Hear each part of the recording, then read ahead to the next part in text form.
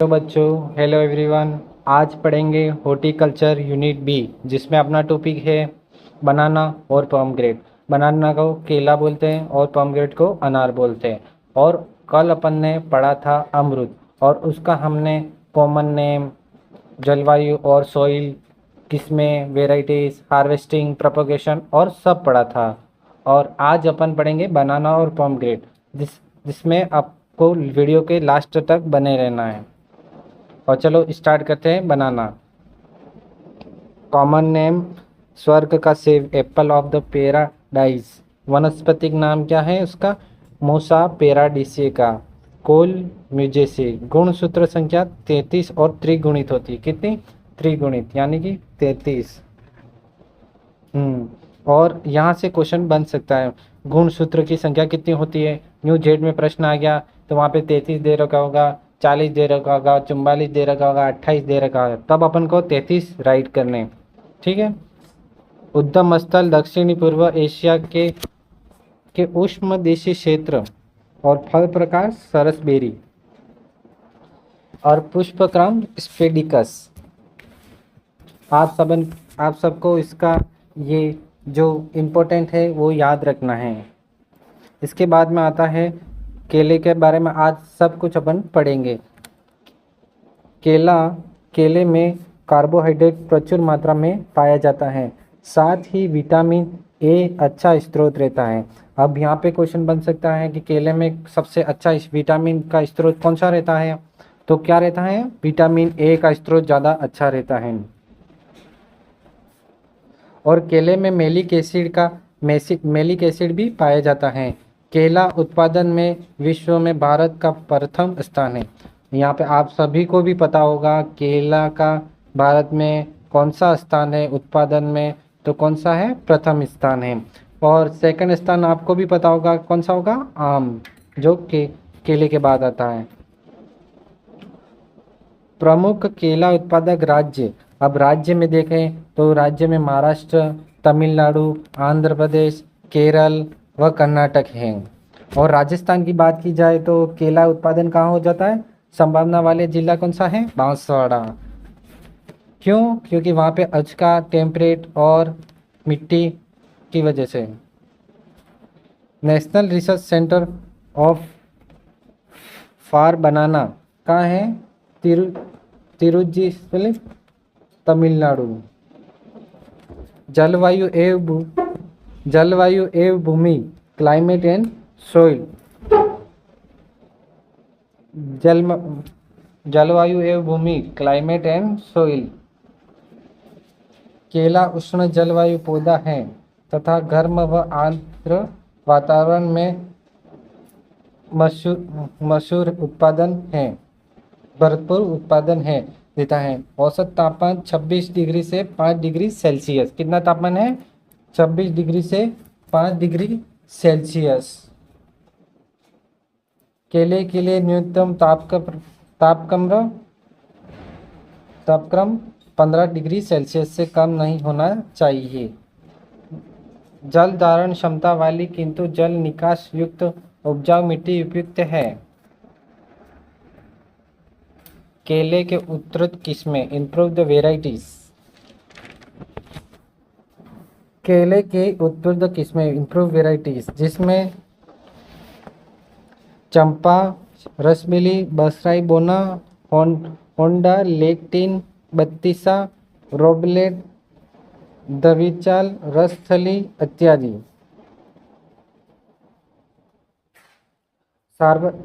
सर्वाधिक प्रचलित उत्पादित व व्यावसायिक किस्म डार्फ कैंडीज, बनाना विल्ट, उकट्ठा, प्रतिरोधी किस्म, पुवन, परिधारण, प्रिजर्वेशन या परिधारण यानी कि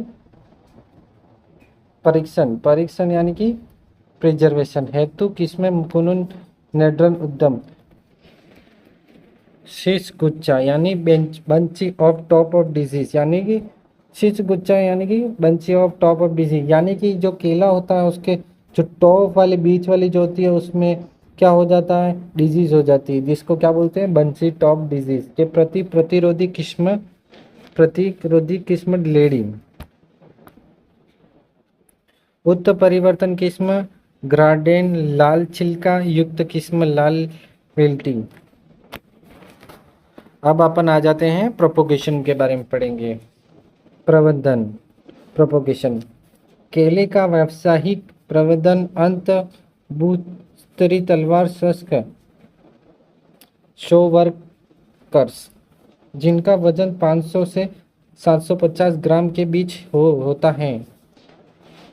केले का प्रवर्धन जल सकर्स, वाटर सकर्स तथा प्रजनन राइजोम्स द्वारा भी किया जाता है। यानी कि प्रोपोगेशन में, यानी कि आप केले की बात करें तो केले के अंदर तो कोई सीड तो होगा नहीं, तो इससे क्या है कि यानी कि प्रजनन के द्वारा ही इसे उसको प्लांट को ग्रो किया जाएगा। जैसे कि वाटर राइजोम्स उसके द्वारा भी किया जाता है और तलवार सकर्स उसके द्वारा भी किया जाता है। आजकल व्यावसायिक प्रवर्धन के रूप में उत्तक सर्वोत्तम टिश्यू कल्चर, हाँ क्यों, आज साइंस है तो साइंस के हिसाब से चलेंगे, तो टिश्यू कल्चर के थ्रू भी केले केले को उगाया जाता है। तकनीक भी केले के काम में ली जाने लगी है। इसके लिए अग्रीय कलिका, शूट टिप बाग काम में लिया लेते हैं। प्रमुख कीट एवं रोग, इम्पोर्ट पेस्ट एंड डिजीज, यानी कि केले के अंदर कौन सी डिजीज लग जाती है, क्या लग जाता है, सब अपन अच्छी तरह से इसमें पढ़ेंगे। एफिड, पेंटोलेनिया नाइग्रो खोसा, यह केले का शीर्ष गुच्छा रोग, माथा बदना, बंची टॉप रोग का वाहक कीट है। केले का गुण राइजोम विविल कॉस्मोपिल्स सोडियम, यह कीट केले का एकल बख्शी मोनोफेगस है। ये आपको मैं डीप में से डीप इसलिए पढ़ा रहा हूँ कि ये आगे जाके आपके सुपरवाइज़र में भी काम आ सकता है, जो 12वीं पास करके जाएंगे, तो इसमें आपको ध्यान रखना हर चीज़ का। वायरस जनित रोग, शीर्ष गुच्छा, माथा बदना रोग, बंचिटो, कोकन रोग, दोनों रोगों का वाहक एफिड है। कौन है? एफिड। एफिड एक कीट है, तो उसके द्वारा रोग फैलाया जाता है। कवक जनित रोग, सिंगाटोका, लिप स्पॉट रोग कारक, सर्कोसस म्यूसिकोला, बनाना विल्ट रोग कारक। अब तुड़ाई यानी कि हार्वेस्टिंग और यील्ड कितनी होती है हेक्टर में, सब अपन में इसमें पढ़ेंगे। केला का पौधा जीवन काल में एक बार ही फल देता है। केला का पौधा जीवन काल में कितनी बार फल देता है? एक बार ही फल देता है। केले में वानस्पतिक पार्थेनोकार्पिक बिना निषेचन के बीच रहित फल बनाना पाई जाती है। डिनोबेलिक केले, केले में नर को कोपन को काटने हटाने की तकनीक, उंगलियों को कोणीयता का विलुप्त होना केले के परिपक्वता का सूचक है। केले को बीज रहित करते हेतु 25 ppm 2,4-D का छिड़काव किया जाता है। किसका छिड़काव किया जाता है? 2,4-D का। और 25 ppm भंडारण 13 डिग्री तापमान एवं 85 to 90 आर्द्रता पर सप्ताह तक सुरक्षित रख सकते हैं। अब अपन बात करेंगे पोमग्रेनेट यानी कि अनार के बारे में। अनार का क्या वनस्पतिक नाम है, अनार में कितने गुणसूत्र हैं, उसका उद्गम स्थान कहाँ है, वो कितने प्रकार का फल है, खाने योग्य भाग क्या है, इसके यील्ड कितनी होती है, सब अपन इसमें पढ़ेंगे। चलो स्टार्ट करते हैं। अनार को बोलते हैं इंग्लिश में पोमग्रेनेट। क्या बोलते हैं? पोमग्रेनेट। कॉमन नेम क्या है? ईरान का राष्ट्रीय फल। क्या है कॉमन नाम? ईरान का राष्ट्रीय फल। वनस्पतिक नाम फ्यूजिना ग्रेनेटम। क्या है? Punica granatum. कुल प्यूनिकेसी गुणसूत्र संख्या 18। द्विगुणित फल होता है। कौन सा फल होता है? द्विगुणित। उद्गम स्थल ईरान। फल प्रकार बालस्टुटा सरस। खाने योग्य भाग बीज का आवरण। पुष्पक्रम पेंडो पेंथोडियम। अनार नाम क्लाइमेट्रिक। कौन सा है अनार का नाम क्लाइमेट्रिक। अनार नाम क्लाइमेट्रिक फल है। अंत में तोड़ने के बाद पकाया नहीं जाता। इसे तोड़ने के बाद पकाया नहीं जाता। अनार का जूस कुष्ठ रोगियों के लिए लाभदायक है। किसके लिए लाभदायक है? कुष्ठ रोगियों के लिए लाभदायक है। भारत में सर्वाधिक अनार का उत्पादक राज्य है महाराष्ट्र। कौन सा राज्य है? महाराष्ट्र, जिसका सोलापुर में इसका उत्पादन किया जाता है, उत्पादन के लिए प्रसिद्ध है। राज्य में अनार उत्कृष्ट केंद्र कौन सा है? डिंडोल, बस्सी, जयपुर। कहाँ पे अनार का ज़्यादा उत्पादन किया जाता है? डिंडोल, बस्सी, जयपुर। और नेशनल रिसर्च सेंटर ऑफ फार पॉमग्रेट कहाँ है? अनार सोलापुर इन महाराष्ट्र। कहाँ पे है? महाराष्ट्र। अब जलवायु और भूमि यानी कि क्लाइमेट और सोइल के बारे में अपन अनार के लिए पढ़ेंगे। अनार उष्ण जलवायु का पौधा है। इसमें पाला व शुष्कता दोनों सहन कर क्षमता होती है। कौन सी सहन करने की क्षमता होती है? पाला और शुष्कता दोनों। फल पकते समय उत्तम गुणवत्ता है तो गर्म व शुष्क जलवायु आवश्यक है। कौन सी जलवायु आवश्यक है? गर्म एवं शुष्क। ये ज़्यादातर जयपुर इधर साइड ही होते हैं, जयपुर, जालोर इस साइड। अनार के लिए जल निकास मुक्त गहरी दोमट मिट्टी चाहिए। अनार के लिए कैसी मिट्टी चाहिए? गहरी और दोमट मिट्टी उपयुक्त रहती है। अनार का पौधा 6.0 लवणता तक तथा 6.78 एसपी को सहन कर सकता है। अब अनार की किस्म के बारे में पढ़ेंगे। उत्तम किस्में, नरम बीज, सॉफ्ट सीडेड किस्में, जालोर में सीडलेस, राजस्थान की जलवायु के लिए उपयुक्त, सूखा सहनशील के साथ साथ लवण सक्रियता सहनशील किस्म है। अब जालोर में मैंने पहले ही बोल दिया था, जालोर में अनार का उत्पादन होता है। अब गणेश महाराष्ट्र की प्रचलित किस्म है जो अलांदी के चयन की गई है। किसने चयन की गई है? अलांदी की से चयन की गई है। मृदुला उन्नत गुणों वाली संकर किस्में जिसमें गणेश, सगुल एवं साहरेड। जोधपुर रेड में सूखा सहनशील पर फल फटने की समस्या से ग्रस्त जी 137 पेपर सेल आदि। अन्य डोलका गुजरात, अरमक्ता, अम्बलीदाना, गणेश, नेहा, वंडरफुल यूएसए की किस्म संपूर्ण भारत में उगाई जाती है। मस्कट ज्योति।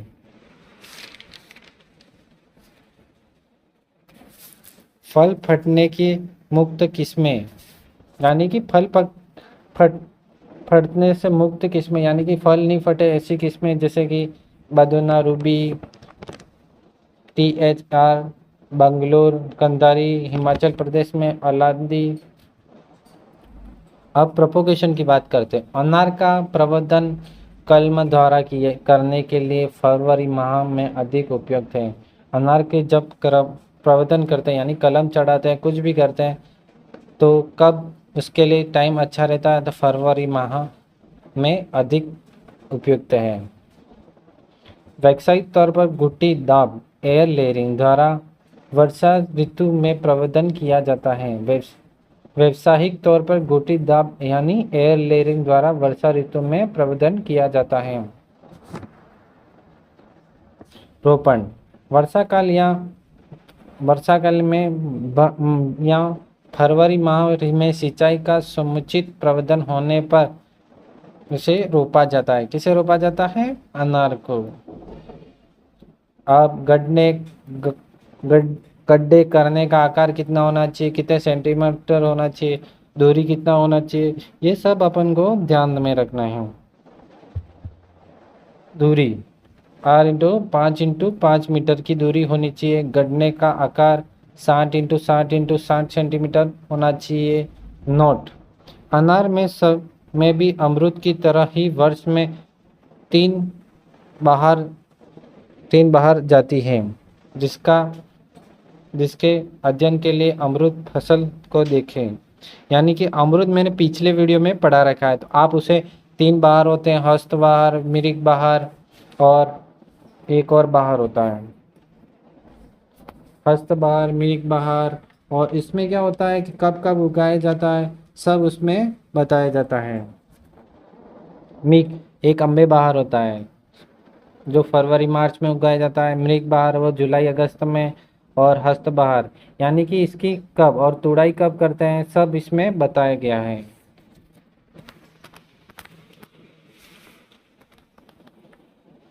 तुड़ाई, अब तुड़ाई की बात करते हैं। तुड़ाई व उपज व भंडारण यानी कि स्टोरेज और तुड़ाई। फूल आने से लगभग 5 से 6 माह बाद फलों का रंग हरे से हल्का पीला या लाल में बदलने लगे या फलों को उंगलियों से थपथपाने पर अत्यधिक आवाज़ आए, मेटेलिक साउंड आना परिवाचक का सूचक है। यानी कि ये यूँ कहना चाहते हैं कि फल आने से लगभग 5 से 6 माह बाद यानी कि उसका रंग में परिवर्तन हो, हल्का रंग पीला या लाल में बदले तो लगे, या फलों को उंगलियों से थपथपाने पर यानी कि घातिक आवाज़ आए, मेटेलिक आवाज़ साउंड आए, तो उसको परिपक्वता का सूचक यानी कि पकने का सूचक है। उपज 5 से 6 साल की उम्र में विकसित पौधे को 20 से 22 किलोग्राम उत्पादन होता है एक पौधे पर। भंडारण 4.5 डिग्री सेल्सियस व 80 से 85 पर से 1 माह तक भंडारित रख सकते हैं। और आज का टॉपिक अपना इधर ही ख़त्म होता है।